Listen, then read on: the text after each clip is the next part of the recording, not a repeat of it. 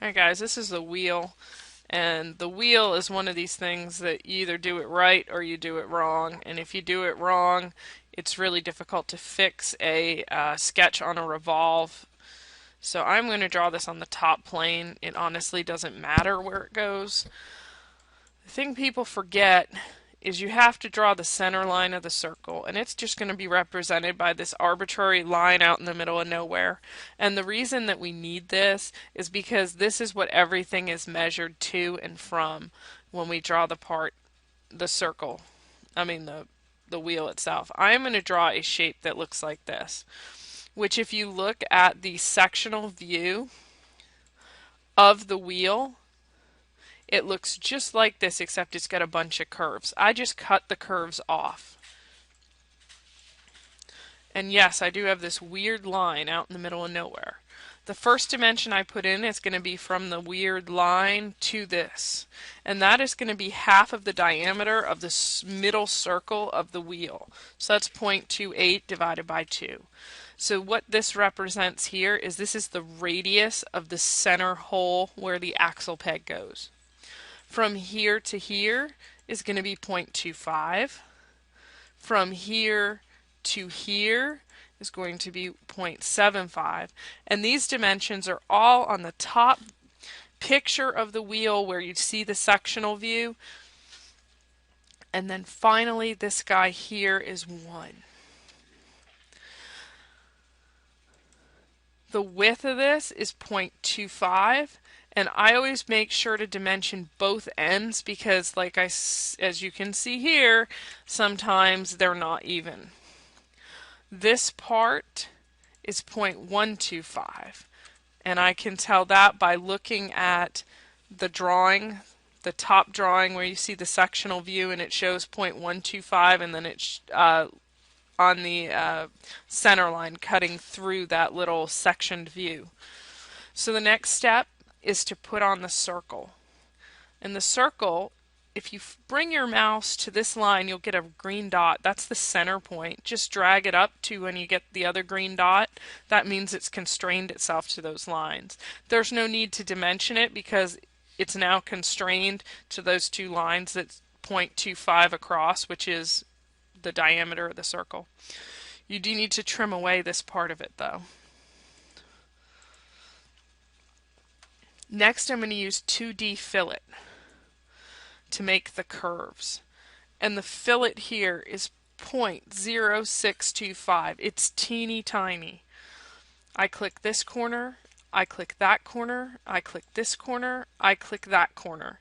And now I have what looks like that shaded section in the drawing.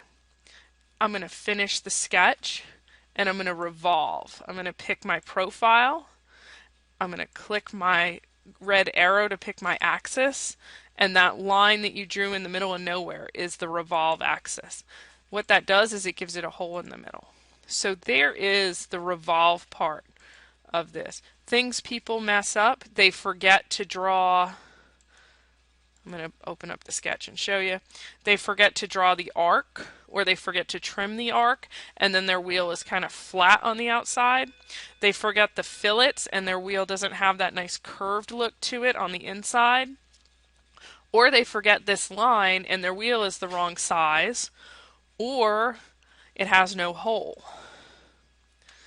So now the next step is I'm going to draw one of those little trapezoidy things on the back of it. So I'm going to create 2D sketch, and those are created with circles. So I'm going to pick the center of my circle. I'm going to sketch 2 circles, and I'm going to dimension those 2 circles.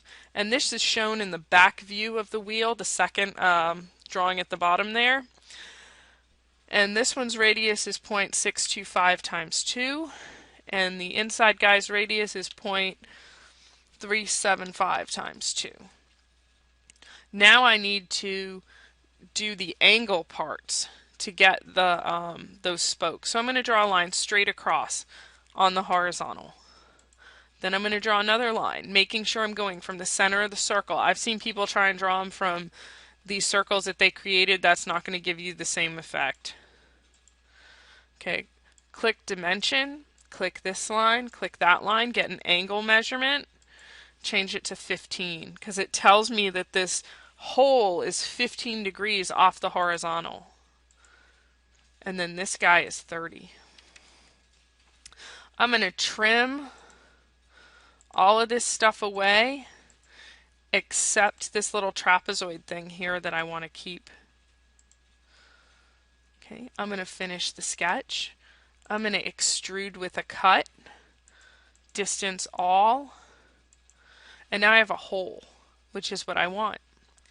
Now I could repeat that whole process or try to draw 6 of these things and calculate angles, and you know, if you know trig, you've got to use angles off the unit circle. But why do that? Work smarter, not harder. Click circular. Select the feature you want to pattern. It's easiest to select it in the browser rather than try and click on it because it wants to select everything. Pick a rotation axis, click the red arrow. Pick any circle that highlights, it doesn't matter. All circles have the same amount of degrees. We want 6, including the one that I have, so I make sure it says 6 there and I tell it OK.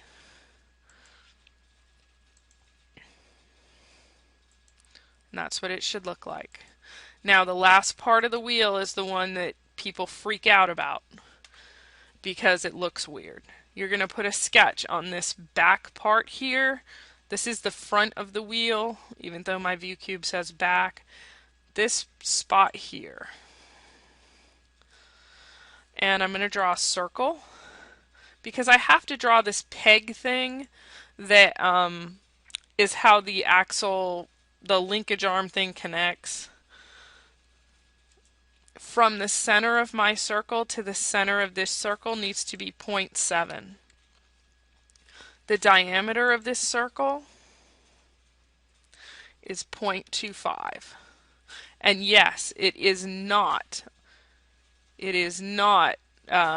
all the way back there. It's going to extrude and it's going to cut into this rim, and that is okay.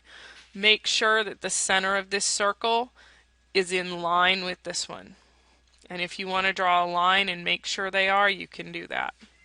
They are. Okay. Finish the sketch. Pick extrude. Pick the circle. We want to extrude it up 0.375. I'm going to put another sketch on top of it on this piece here. Make sure you get the circle, so the center of the circle, so they're concentric. Draw a circle, dimension it, and this guy is 0.125. I'm going to finish the sketch, extrude that little guy. He's only coming out 0.125. And now I got to put a hole there. So I'm going to click on hole.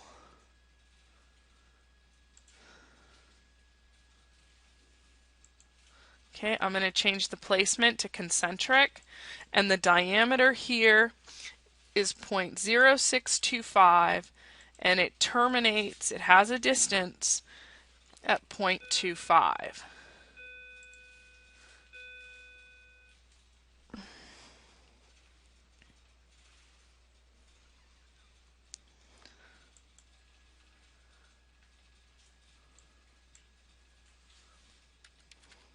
Forgot the point. I was wondering why it looked huge. Concentric reference, pick the circle, tell it OK. And then your wheel is done. You can change colors on the wheel. You can make the extrusion, you can make the revolution one color.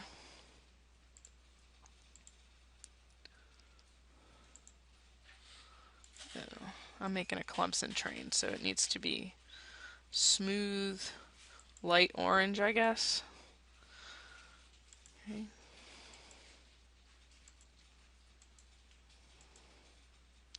Make the extrusion a color. You guys know how to change the colors. I'm going to save it.